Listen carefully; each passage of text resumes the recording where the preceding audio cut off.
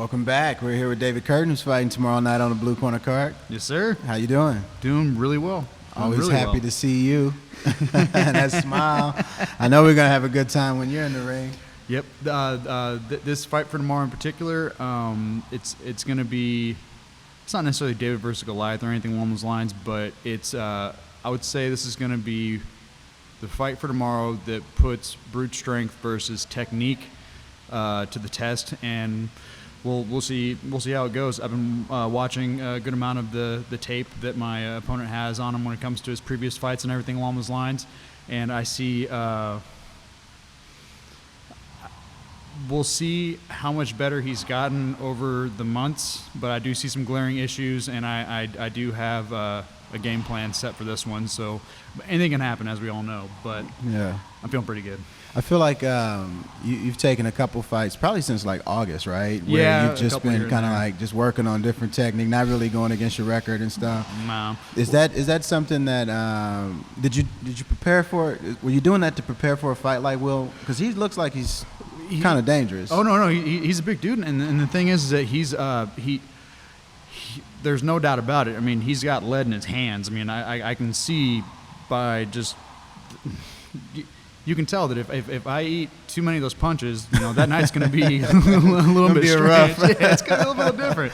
But have I been specifically training for him? No. But when it comes to just all the techniques that I've been working on over the past year or so, this is really just it's a heads versus tails kind of fight. So it just kind of came in the way it did. And he's game. I know he is. And I didn't necessarily mean specifically for him, but that's exactly what I was wondering. I felt like you were preparing for something. So very interested to see what transpires now that you're in that position. So and then.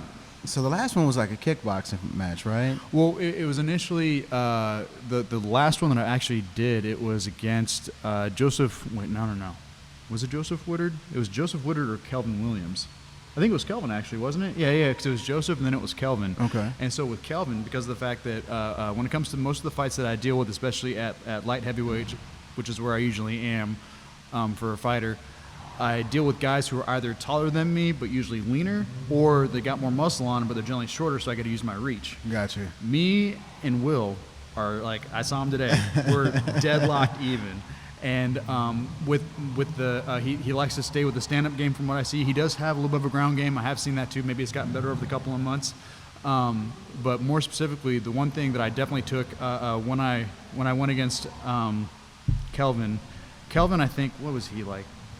6'6". I don't know how tall he was. Yeah, he was taller than me. That's all I know. Like, I feel with every punch. Kelvin, he really tested me, and I learned a lot from that fight. I didn't win that one, which it is what it is. Well, I mean, and I saw it in the moment you were disappointed. I was a little frustrated, but it's at the end of the day, it's what you show up with that night, and it's on you. It's not your cornerman. It's not your teammates. It's you. I hear you. So that's what's up. So David Curtin, ladies and gentlemen, tomorrow night, you don't want to miss that.